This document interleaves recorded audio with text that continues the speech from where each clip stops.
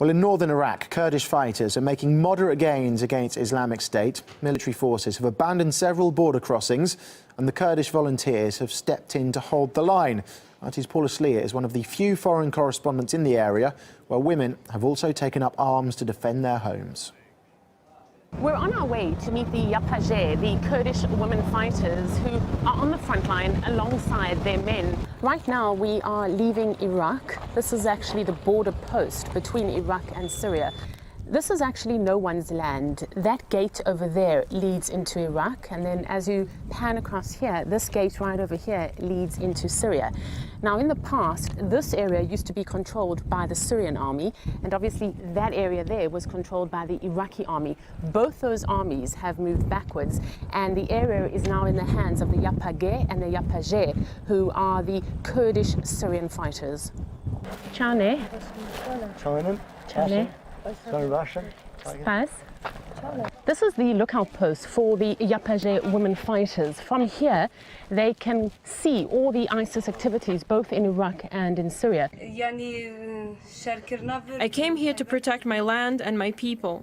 Our families are supporting and encouraging us. When I joined, they trained me, taught me how to fire a gun.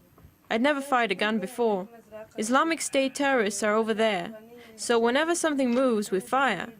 Islamic State thought women can't fight them, but here we are. We're not afraid because we know what we are fighting for.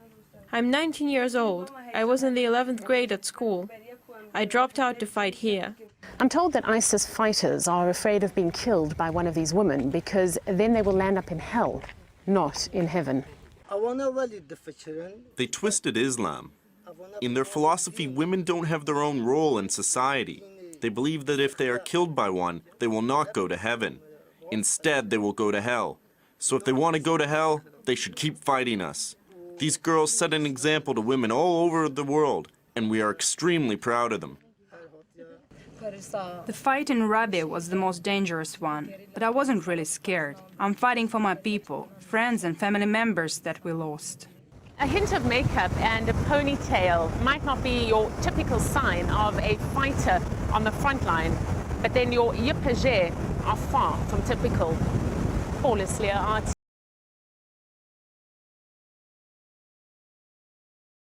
Has borne the brunt of Islamist rule, with hundreds of civilians executed or sold into slavery. A team from RT joined troops as they attempted to retake the town street by street. Here's their latest report. Devastation still reigns in this area of the Sinjar Mountains in northern Iraq after Islamic State militants wreaked havoc here. It's now patrolled by Kurdish forces assisted by the militias of the local Yazidi minority. Sporadic battles still erupt in the area. We are Sinjar's self-defense forces, and together with Kurdish troops we are still putting up a fight.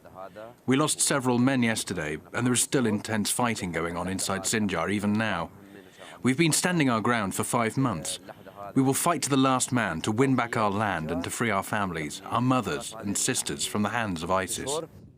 The extremists still hold the town of Sinjar, with many people trapped in the hands of the militants known for their brutality.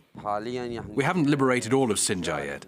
There's the upper market and the lower market in the city. We've retaken the upper market, but 9 Yazidi villages are still under ISIS control.